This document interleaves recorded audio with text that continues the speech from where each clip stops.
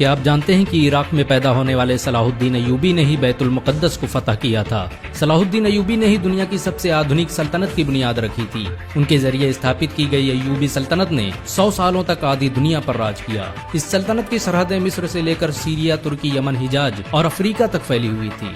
Salahuddin Ayyubi दुनिया का पहला हुक्मरान था जिसने सबसे ज्यादा अस्पतालों और स्कूलों का निर्माण करवाया। उनके जरिए बनाए गए अस्पतालों में दुनिया के सबसे बेहतरीन डॉक्टर काम करते थे। आपको ये जानकर शायद हैरानी हो कि दुनिया का पहला शिक्षा बजट सलाहुद्दीन अय्यूबी ने ही पेश किया था।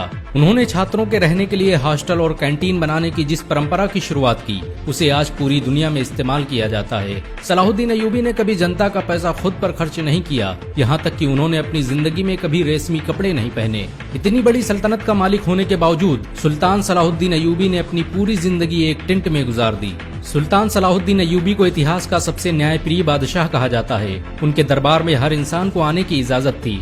सलाहुद्दीन अय्यूबी ने सप्ताह में 2 बार जनता दरबार लगाने की जिस परंपरा की शुरुआत की, उसे आज बहुत से देशों में इस्तेमाल किया जाता है।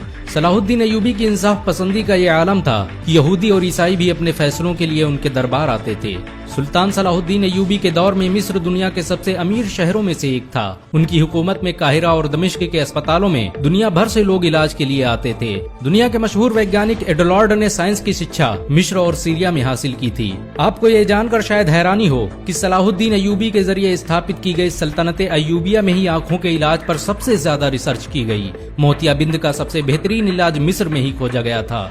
सलाहुद्दीन अय्यूबी की सल्तनत में रहने वाले इब्न अल बैतार ने 300 से अधिक दवाओं की खोज की। उसकी लिखी किताब अल मुगन्नी और किताब अल जामी को 17वीं सदी ईस्वी तक ऑक्सफोर्ड जैसी यूनिवर्सिटियों में पढ़ाया जाता रहा। आपको ये जानकर शायद हैरानी हो कि सलाहुद्दीन अय्यूबी मिस्र और सीरिया के पहले सुल्तान थे।